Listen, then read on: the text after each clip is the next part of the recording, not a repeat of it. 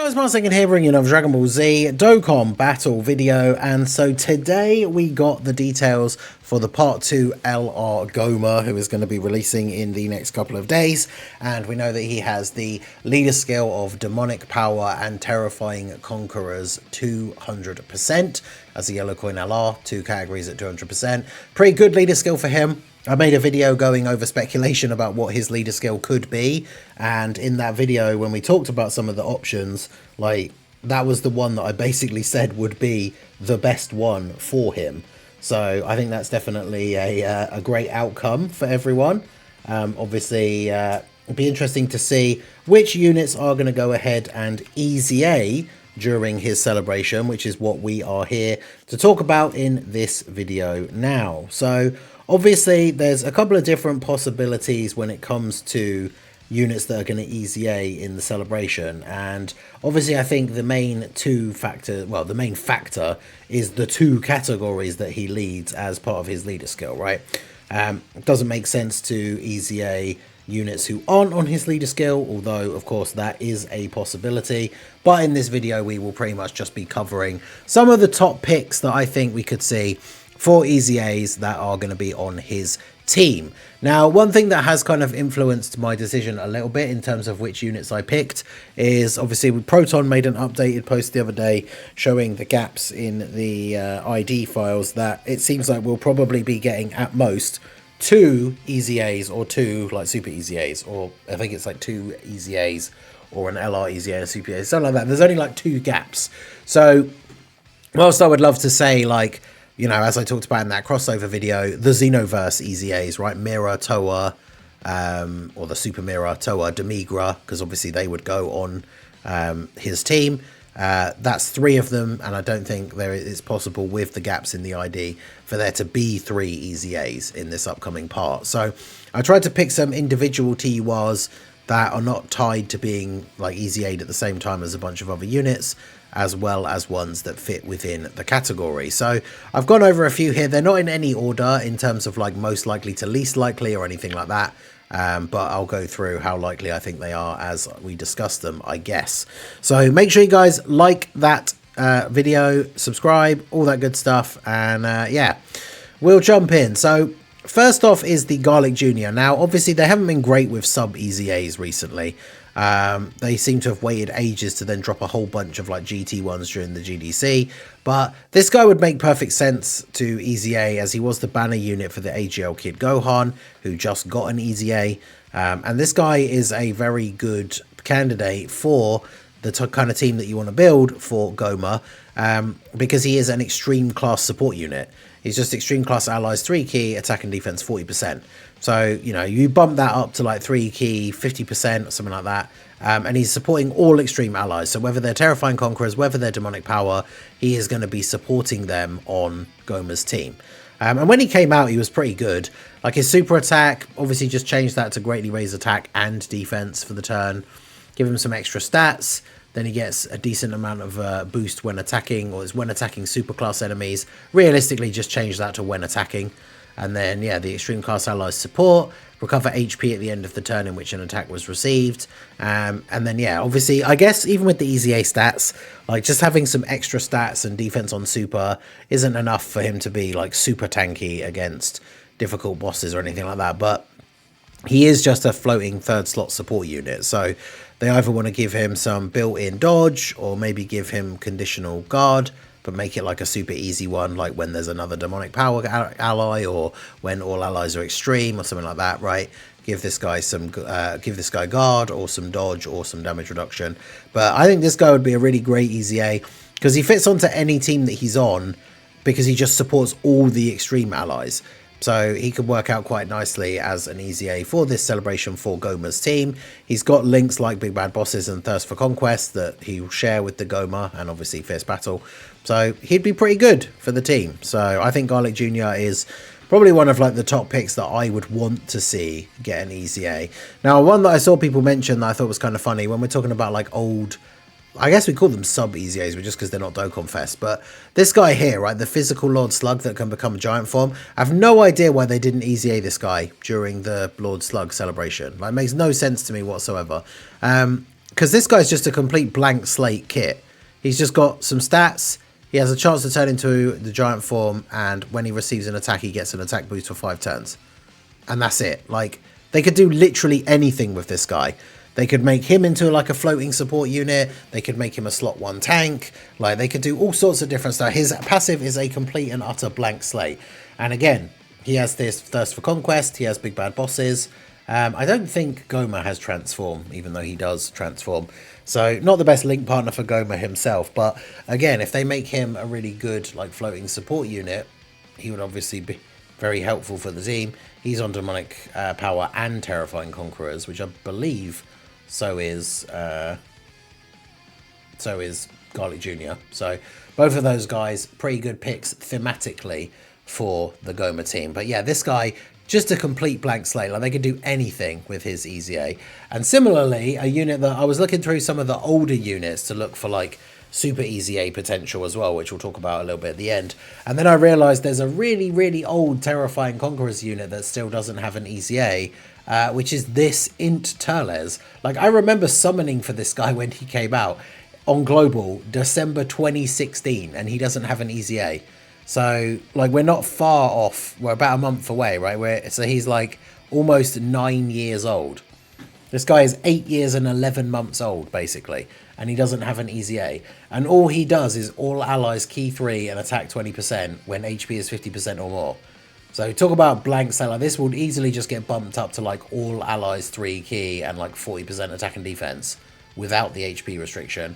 And then he still needs a whole other, like, he still needs a whole passive.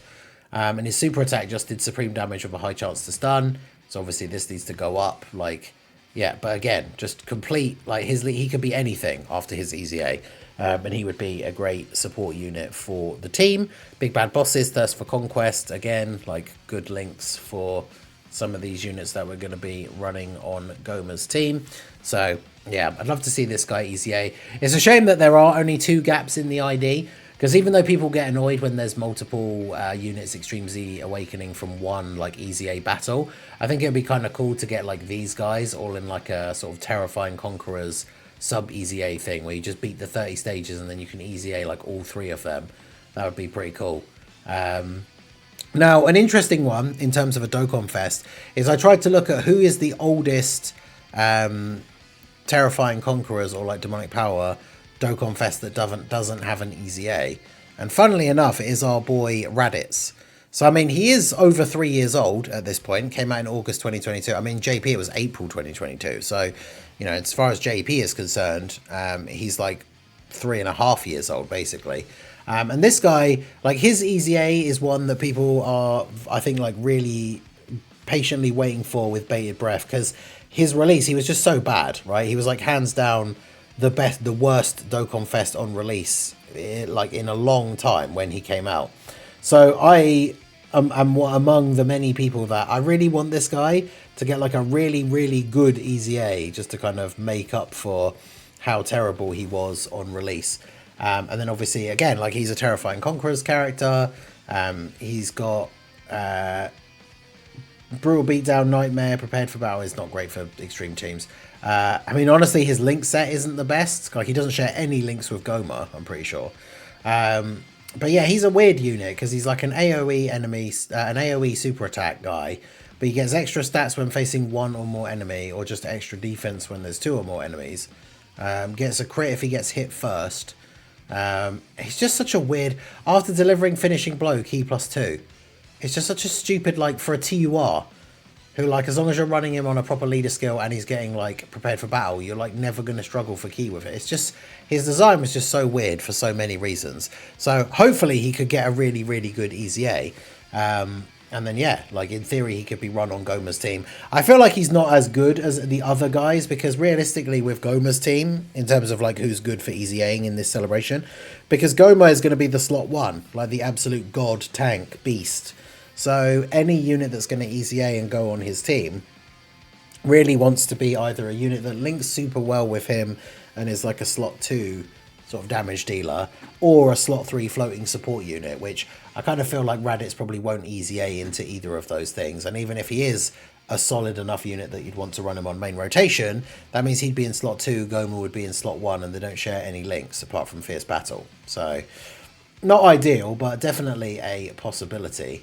So then we've also got there is the option, I guess, but it depends how early. I think I'm personally going to wait for the anniversary, but there is the cooler worldwide EZAs, because imagine STR LR Final Form cooler. I mean, this guy, super good unit on release, my favourite unit in the game on release. Him with an EZA would be absolutely crazy. And then obviously on this team, you know, big bad bosses, Thirst of Conquest, Fierce Battle.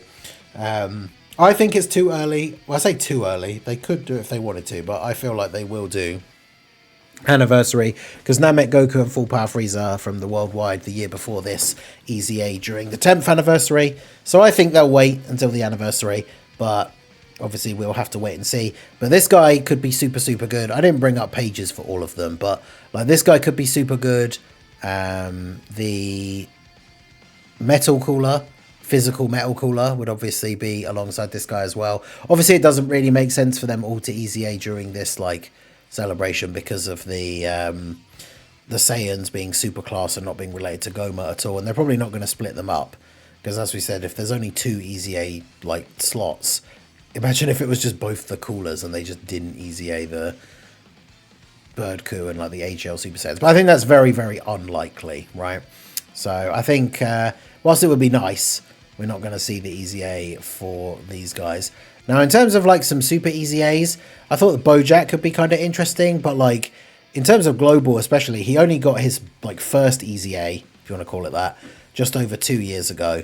But this guy is a character who gets buffs with extreme class allies. He does Rainbow Orb changing if there's a Space Traveling Warriors ally, which you wouldn't necessarily have on like the Gomah team, but they could add like Terrifying Conquerors to that maybe. And then maybe put in some like support with like the Rainbow Orbs collected or something, because he gets buffed by having extreme allies. So him having like some support for extreme allies could end up with him being a pretty good unit. Again, big bad bosses, Thirst for Conquest, like could be kind of interesting. Also being an LR, obviously legendary power with Gomah. I think it maybe is a little bit too early. Then I was thinking about the fact that like the GDC gave us the STR Goku and the AGL Vegeta Super Saiyan 4's Super EZAs, which means the doors are open for 120 leads to get EZAs. So you've got like Int Kid Buu, who obviously is on demonic power. He's a big bad boss's character. He's a little bit weird with, he was always a bit weird with Ki, but he was always a pretty solid unit. So I mean, this guy could get an absolutely insane Super EZA. Like super attack details don't change, but his is already raised attack and defense for 1 turn, which is already pretty good, and gets the heal. So they just give him a ton of stats, give him like damage reduction, additional super, maybe some extra Ki, but like yeah, he could be very, very good, and even give some support depending on your HP. Like if they massively buff this for like extreme class allies, because just giving 1 Ki is just kind of eh. But if they buff this up to being like 2 or 3 Ki and some stats, then again, he could be a really good, solid option for the team. And then, of course, another 120 leader, a different version of a character that we've already mentioned, would be the Final Form Cooler. Because, I mean, his EZA is over 4 years old at this point, so his Super EZA could be pretty interesting. All he really does is have a built-in additional, and then he builds up for each attack he performs. So he has the potential for a crazy EZA, Super EZA, especially because he gets no stats from his actual super attack effect. So his Super EZA would have to be one of those things where he gets like X amount of attack when attacking, and then potentially defense, or defense when being hit, which is ideal. Which means, of course, he could then, like, those numbers could go up like crazy, multiplicatively when you're on a big team with support, and then you're getting like, you know, 200% attack when attacking or something like that. He'd have the potential to be looking pretty good. So I think that would be kind of cool. Those are the main ones I picked out, because the thing is, if you look at demonic power, we start looking at some of these characters. I guess LR Super Buu is kind of old, but yeah, I don't know. I didn't really pick out the super class because I don't think super class is as likely. But you look at some of these like older characters, and like there's not a lot of Dokkan fests in here for a start. And then there's just a lot of characters that have their EZAs. Then there's the hero, like the Xenoverse characters that we mentioned earlier. It's too early for like Harudagon. Again, there's that Demigra. Like, there's Kid Buu, so that, you know, kind of makes sense. Everyone here's either got an EZA or is probably too soon for an EZA. Like STR Kid Buu's already got his, way too early for a Super EZA. And then, yeah, like the heroes EZAs will give us Robel. Then we've already got like all of these older units here already have EZAs aside from this Super Mirror. I mean, this Dabura is obviously related to Gomah with like the Demon Realm stuff, but like this Dabura is a Majin Buu Saga character support. So, I mean, unless they changed him so it's like Majin Buu Saga or Demonic Power, and then just like that you can immediately start running him on an extreme Demonic Power team instead of having to worry about Majin Power. But, yeah, I don't know if I would put this guy high up in the likelihoods of getting an EZA, the Dabura. And then if we look at Terrifying Conquerors, like again, with some of the LRs, like Super EZA potential for the Pod Frieza maybe. I feel like they will save it for a celebration where there's actually like a new Frieza.